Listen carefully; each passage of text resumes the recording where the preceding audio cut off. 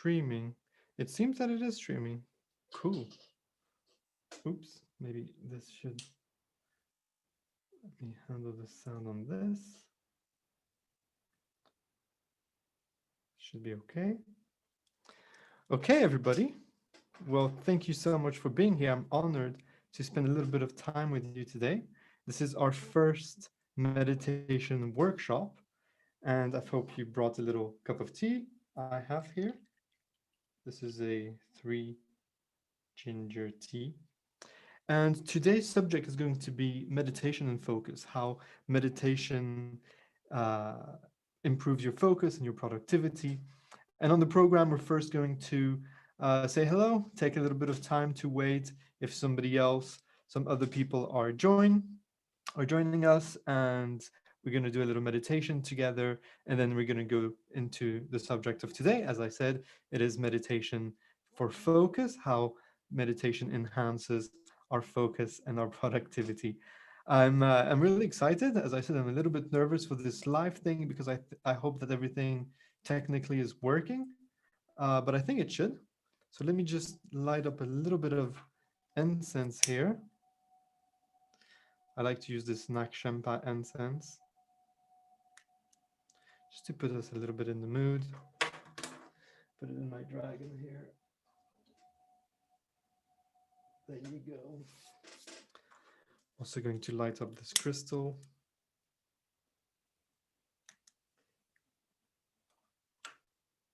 Here we go.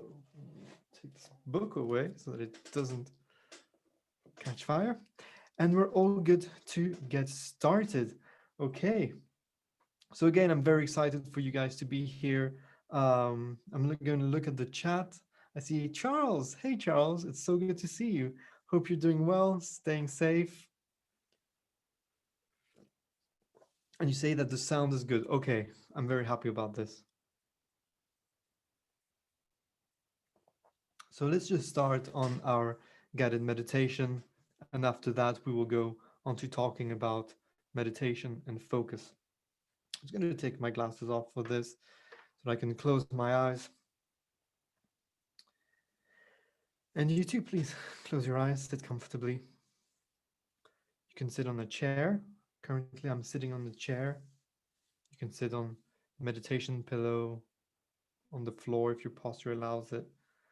And since I'm on video today, I can really show you what I mean by this analogy of a string pulling you from the top of your head.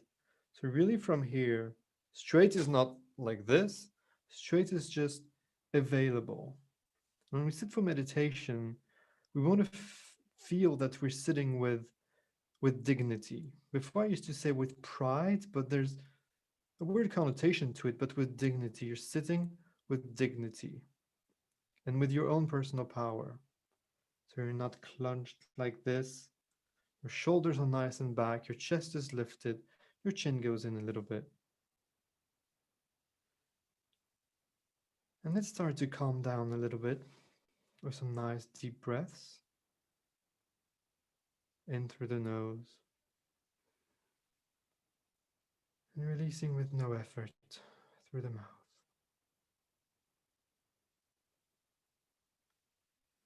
Start to focus on your breath.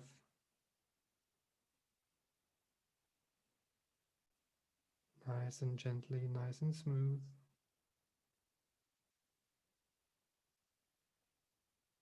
And I want you to really be grateful towards yourself today for showing up, for taking this time for yourself and for yourself only. Whatever happened before this meditation, it doesn't matter. Whatever will happen after this meditation throughout the day, it does not matter. For now, you're taking the time for yourself and for yourself only to be present for a few minutes.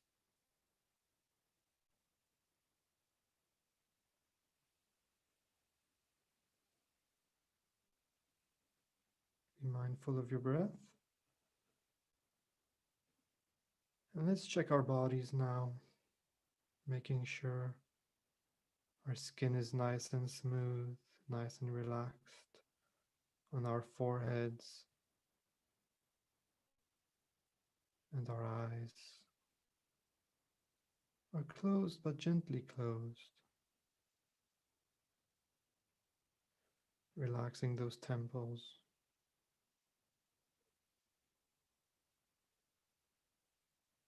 relaxing the jaw.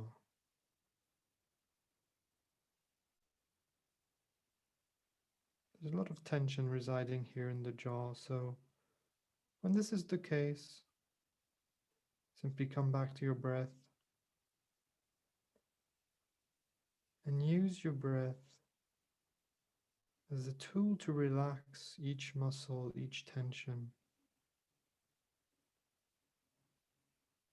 Use your breath as your own power, your force, your soul force, your mind force, the fuel for your cells, for your whole body, for your whole well-being comes from each one of these breaths.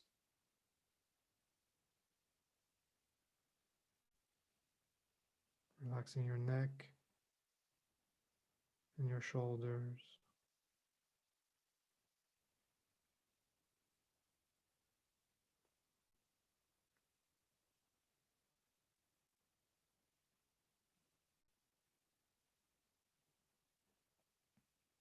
Relaxing your solar plexus,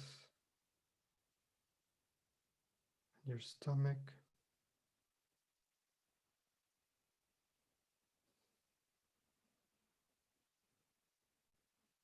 taking the opportunity of each exhalation to relax more and more.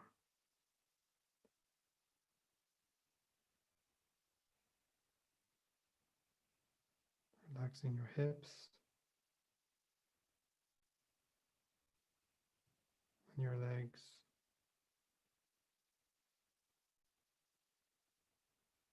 Right down to your feet and toes.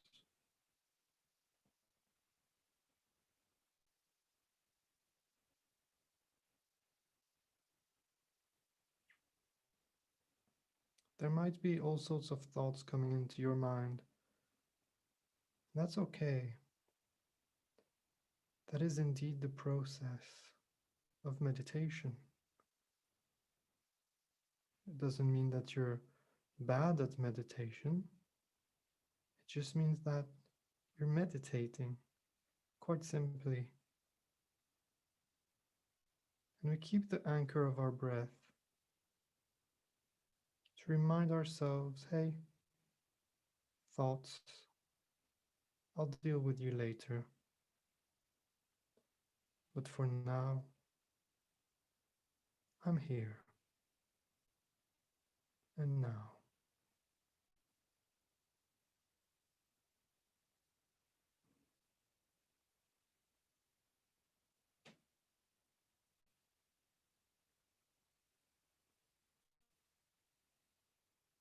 Whenever you're ready, I would like you to put your hands on your heart.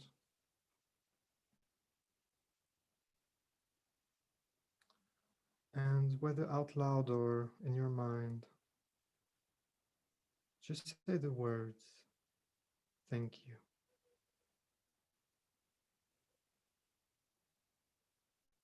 Giving yourself the gratitude for showing up for yourself, doing yourself the gift of presence and relaxation, gaining soul force.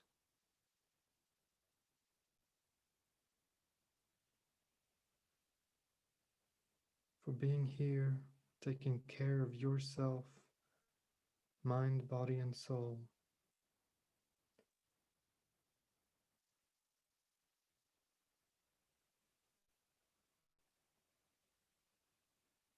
And while we nurture this self-love and appreciation for ourselves, for showing up day after day, we gain in self-respect and we gain in self-confidence. And little by little, we start radiating this love, respect, and confidence. And people around us start to feel it, to appreciate it. And so by giving yourself this time, you are indeed giving a gift to the world around you.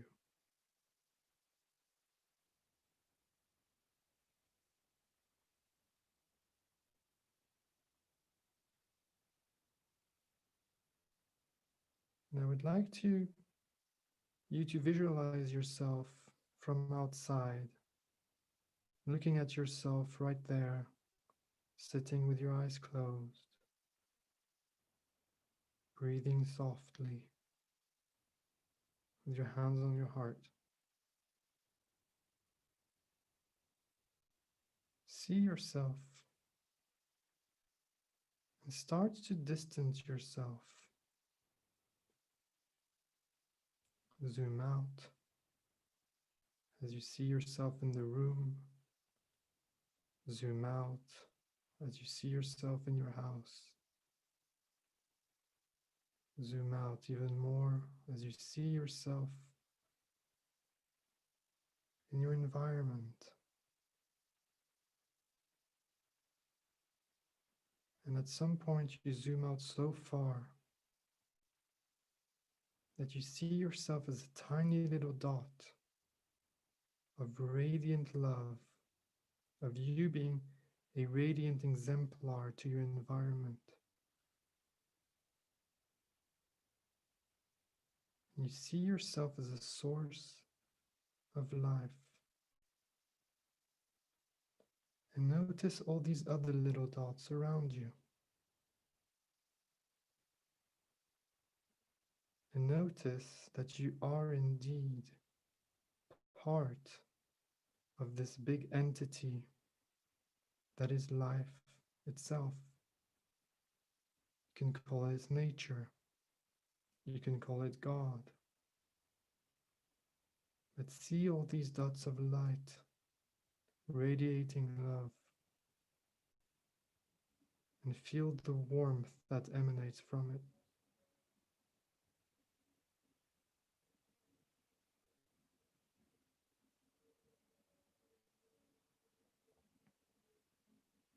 You may want to put your arms down now, palms facing forward, opening your chest and your back.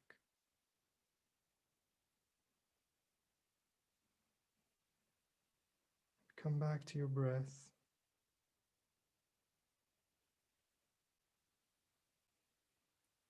Still feeling connected to these other little dots of light.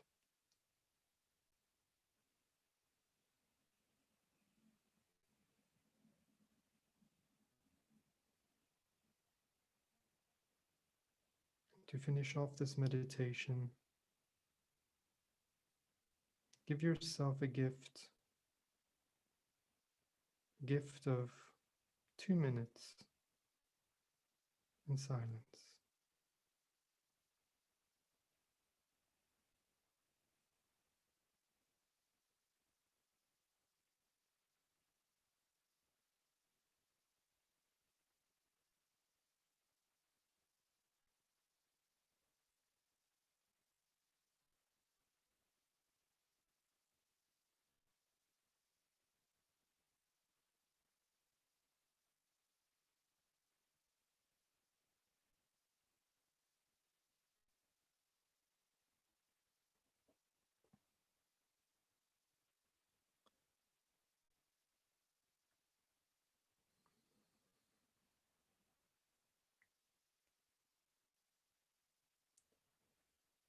Whenever you're ready, put your hands in front of your heart. And I would like you to think of someone or a group of people. Could be anybody, somebody that you love, somebody close to you. It can be people that you don't even know, or people that you're having a conflict or argument with at this moment. And I want you to project your love, gratitude, and appreciation to this person or this group of people. Just a little bit from your radiant self that you have just nurtured and visualized. We do this by taking a nice deep inhalation. And on the exhale, we project our love.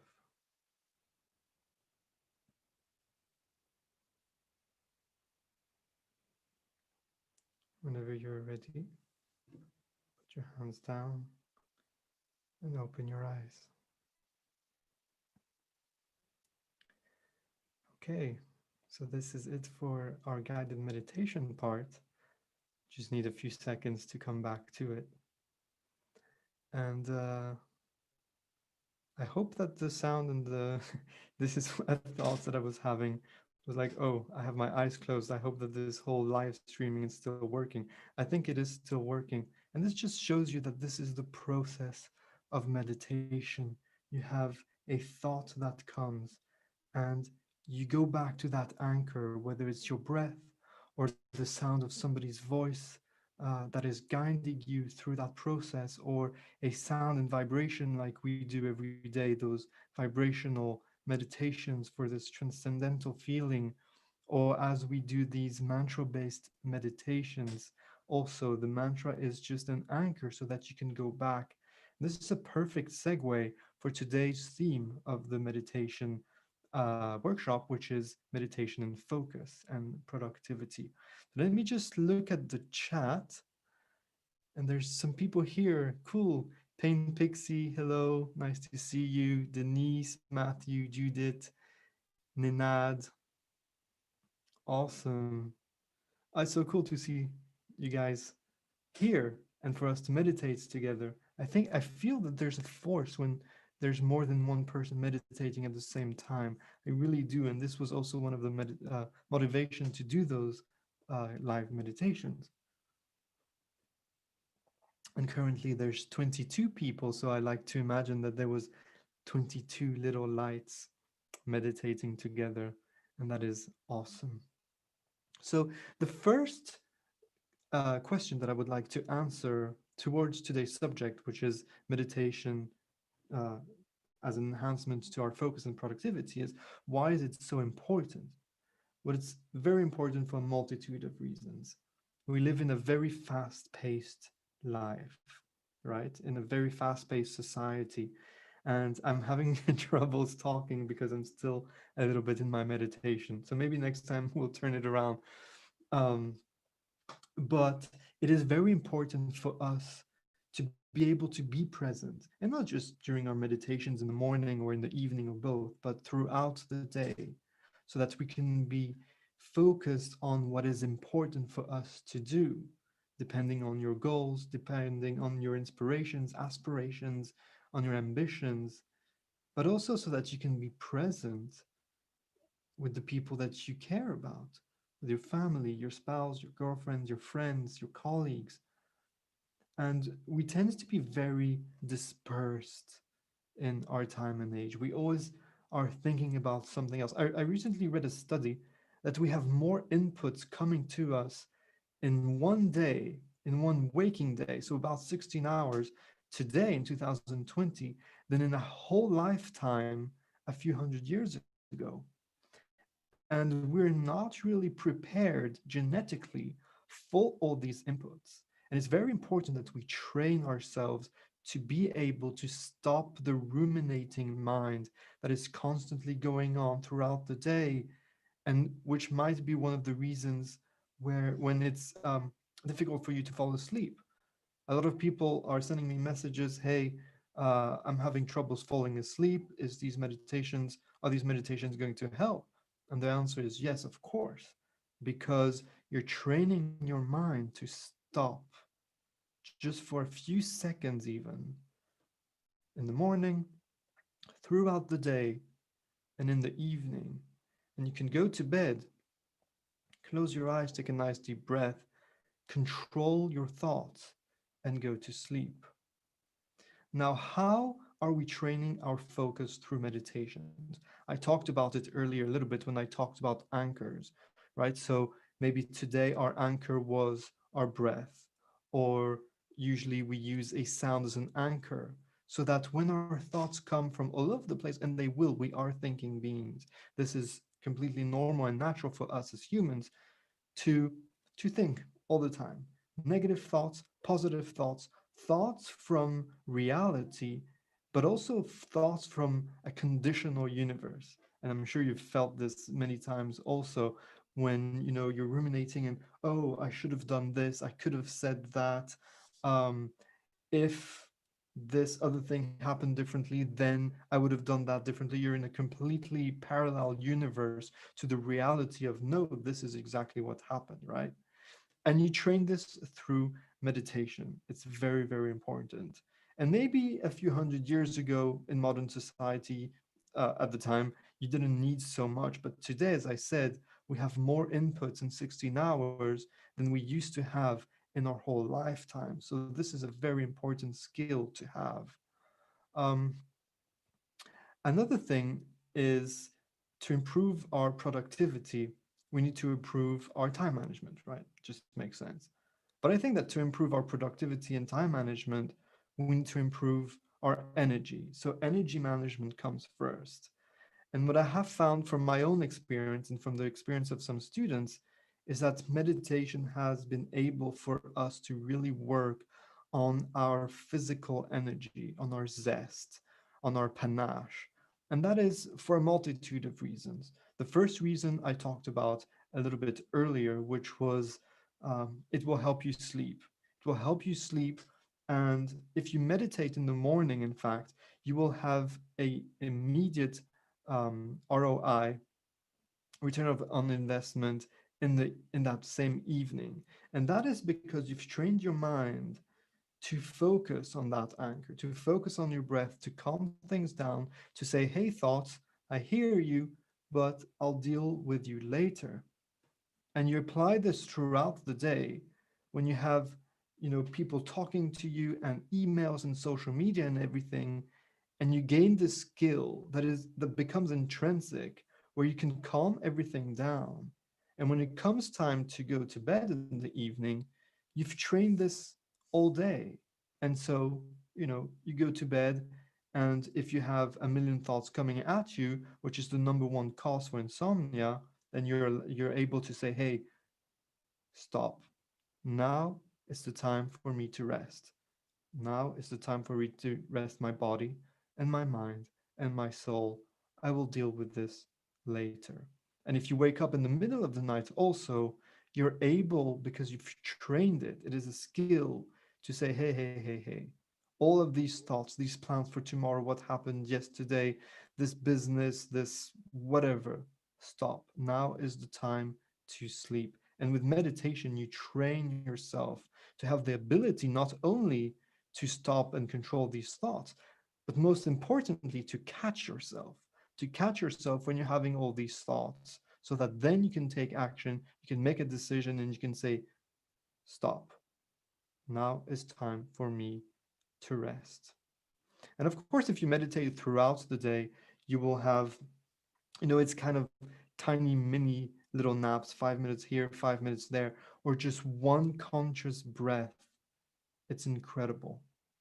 And to finish off on the subject of energy and how this energy makes you more productive for obvious reasons, there's also the fact that when you meditate consistently every single day, you're able to catch yourself when moments of passion arise. And when I say passion, I mean moments that go out of your reasonable self, right? So if something happens and you get terribly angry, for example, this is a huge energy kill. You get angry and you forget why. And the Stoics say that anger is temporary insanity. But when you've practiced meditation, self awareness, mindfulness, you're able to say, after a few seconds, hey, this happened. I have the freedom to choose the outcome. This is something that we're going to talk a lot in the next few videos, is freedom, Where does freedom happen? Well, freedom happens between stimulus and response.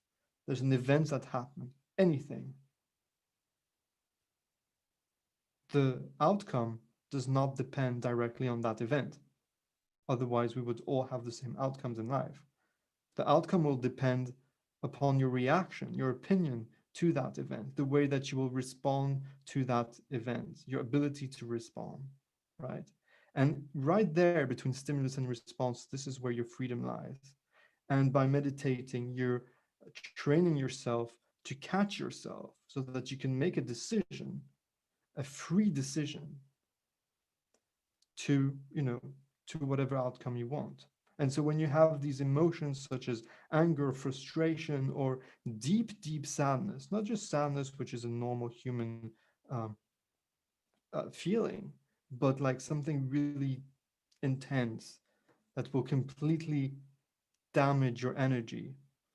This is meditation really helps for that. And I think I've covered what I wanted to say. Um, Let me see a bit the chat. Sandra says, I find it very difficult to meditate in the morning. I understand, but I would like to know why. And if it's just because, you wake up and you don't have time, then that's a completely different subject. Just make the time. So if you need to wake up 5 minutes earlier to meditate 5 minutes, it will improve your quality of your life so much so. As I said, it's a direct return on your investment on the whole day that you'll spend on the evening. So try to make an effort to meditate in the morning, definitely. Um, I like to meditate first thing in the morning. And at first it was not easy. It's a habit, you have to get used to it. But it's like brushing your teeth. You would not brush your teeth. A few hundred years ago, we didn't brush our teeth. In the medieval times, you had these gross black teeth, disgusting, right? You would not imagine having medieval teeth now. But it's the same thing for meditation. We live in a society where we don't have a choice, where we have to meditate because, as I said, we get so much input. We have to rely on so many other people's priorities, so many digital inputs. But you walk in the streets and you have advertising for this and advertising for that on the bus and on the train station and everywhere, people walking so fast because everybody is so busy and everybody is in such a hurry. You get so much stress, so much input, that it becomes something that it's a non-negotiable. You have to do it, otherwise you become insane. And we are kind of becoming insane. And I know that not everybody meditates, but I like to always quote Krishnamurti, who said, "It is no measure of health to be well adjusted to a profoundly sick society." So it's not because very people meditate, well, more and more now, but not everybody meditate. That doesn't make it okay. Just as if nobody was brushing their teeth, you would still brush your teeth because you care about your hygiene. And this is also a really interesting subject on prioritizing your meditation. Like you would prioritize the well-being of your mind.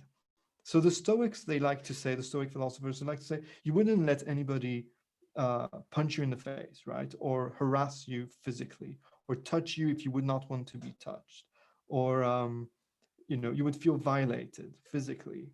But what of your mind?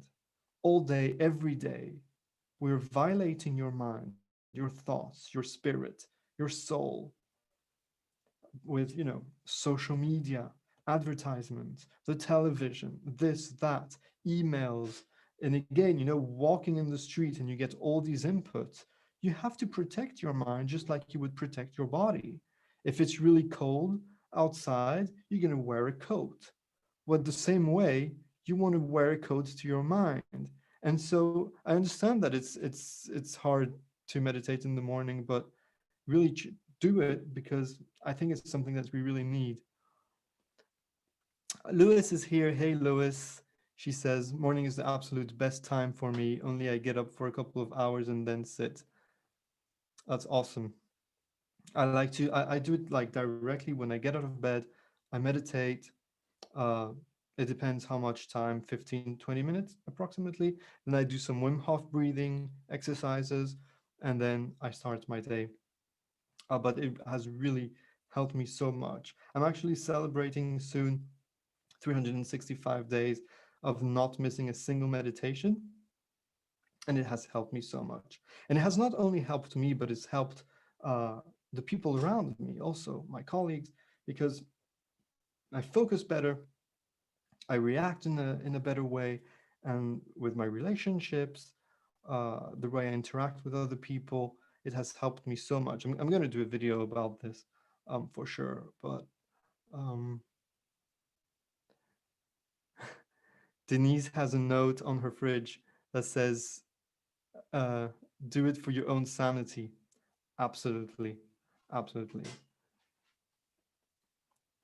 Inix asks, "Do you do the cold showers too?" I think you're referring to Wim Hof method because I said I did the breathing exercises. Yes, I do. I take a cold shower every day after my workout. And maybe it's a little bit cheating because after your workout, it's much easier to take a cold shower than immediately after bed. But I have this whole routine where I wake up, I meditate, I do my breathing exercises, then I will do a very short workout. Like normally I do two sun salutations and a few kettlebell swings, and then I do my deep, intense work. So I write, I do whatever it is that I need to do, and then I'll do an intensive workout after that. Currently, there's no gyms, of course, we're in lockdown. So I use my Peloton bike. I have a few weights, and then I'm really hot, so I go in the shower and I take a nice cold shower, and it has felt amazing. I've not caught a cold ever since I've been taking cold showers. It has made me happier. It's a thrill every time. Yeah, it's been amazing. And I'm not a cold shower kind of guy. I mean, I suppose I am because I take them, but I'm Mediterranean. The cold is something that was very scary for me at first, but you get so much joy from these cold showers that I just simply cannot miss one. Um, Matthew says, "I've been quite messy with my meditation schedule recently. Need to get back on track." So I just finished a coaching program, became a certified optimized coach, and this program it's an awesome program, and we mix ancient wisdom with modern science, and it's life coaching basically, right? And yesterday was the graduation, and the first thing they said is, "Welcome to day one. Every single day is day one. So, if you're struggling to meditate today, tomorrow is day one. And if you've meditated tomorrow, well, the next day is day one. It is always day one. You always have to reinforce your protocols, reinforce your routines, reinforce your core beliefs, your values, your virtues, your duties. Every single day is day one. So, if you're having a difficulty with your meditation schedule today, tomorrow is an opportunity for you to put it back on track. And for the meditation schedule, if I can give you an advice, is to make it simple. Make it really, really simple. For me, the simplest way is that I get up, I just stand up. I mean, not stand up, but I sit up, I close my eyes. They're already closed most of the time anyway. And then I meditate. I'll usually take my cover off, and I like to sleep in a room that is quite cool. So that's it. And I do my meditation like this. And when I'm done, I'm done. I do my breathing and the rest of my routine. In order to get things done, you just have to make it really easy. And what I would suggest also for you to do is to don't think of meditation. It's so complicated. Just think of like maybe just one breath. Say, okay, I'm going to get up and I'm just going to have one mindful breath. And then chances are you'll enjoy it and you'll have a second breath and maybe a third one. And you'll gain momentum. You're like, oh, this is feeling good. And like, this is something that I really want to do. So either you'll come and do a guided meditation or you'll just meditate like this. Um, but make it really easy. You'll gain momentum. This is something that I do also when I don't feel like working out. So I have this new program that I've set up for myself where I work out every single day. And I know you're supposed to take rest days, but I do active recuperation days, right? So I recuperate, but on the bike, and I do like a low impact ride or something like this. But my point is to be in perpetual motion. And some days I really, really don't feel like it. So I just tell myself, hey, you know what? Get on the bike, cycle for 30 seconds to 1 minute, and then you've showed up at least, and then you can quit. Usually after 1 minute I continue, because you get the momentum. I use the Peloton, so of course you have these coaches who are amazing, and they motivate you, and they're awesome. So this also helps. But just getting on the bike, showing up. I've read something about a guy recently that used to do these Ironman races, and he was like a really big champion. And he would say, I go to the gym every single day, and this is like a non-negotiable. But sometimes, I get into the lobby and I decide, there, do I do the workout or do I go back home? And usually he does the workout because he drove there, he went there, he has his bag. Okay, may as well do a few exercises when he doesn't feel like it. But he always goes. And then you decide. Um, Congratulations on graduation. Thanks, Charles. Do you do yoga? What are your thoughts on it? So I don't know if I do yoga. I do a few some salutations every morning. It's mainly a stretching exercise than real meditation than real yoga. What I like about yoga is that it is breath centered. So you exercise and you synchronize your body to your breath, and this has been great for me. I've also struggled. It reminds me, thank you.